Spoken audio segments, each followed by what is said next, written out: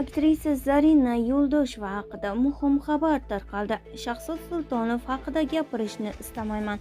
Aktrisa Zarina Yo'ldosheva mehribonlik uyidagi hayoti va otasi o'lgan kunni esladi.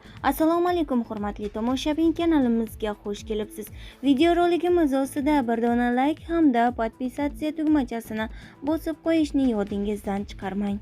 Aktrisa Zarina Yo'ldosheva YouTube'dagi Yashin TV kanaliga bergan intervyusida ilk marta otasining o'limi, mehribonlik uyidan uni asrab olishmoqchi bo'lishgani va partnyori bilan jiddiy muammoga borgani haqida gapirdi. Otam o'lganida 8 yoshda edim. Onam dadam bilan birga uzoq vaqt kasalxonada bo'lgan. Biz singlim bilan buvimning uyida bo'lganmiz.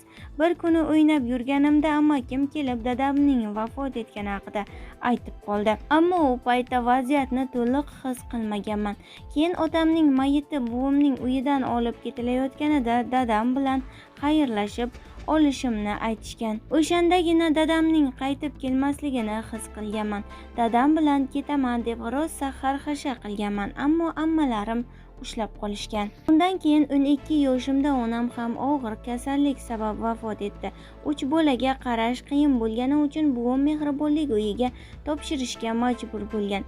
O'shanda meni asrab olish uchun xotin kelishgan, ammo ular bilan ketishni istamaganman. Mening ukam bilan singlim bor, qarindosh urug'larim bizni olib ketishadi deganman. Undan keyin ular kichik yoshdagi qizlardan birini asrab olishgan, deydi aktrisa Zarina Yo'ldosheva. Zarina Yo'ldosheva Shahzod Sultonov munosabatlari ko'p marta muhokamalarga sabab bo'lgan, ammo Zarina aktyor haqida gapirishni istamasligini aytdi. U haqida gapirishni istamayman. Iltimos, menga u aktyor haqida hech qanday savollarni bermang. Nimadir bilmoqchi bo'lsangiz uning o'zidan so'rang, deydi aktrisa. Biz bilan qoling va kanalimizda shou biznes yangiliklarini kuzatib boring.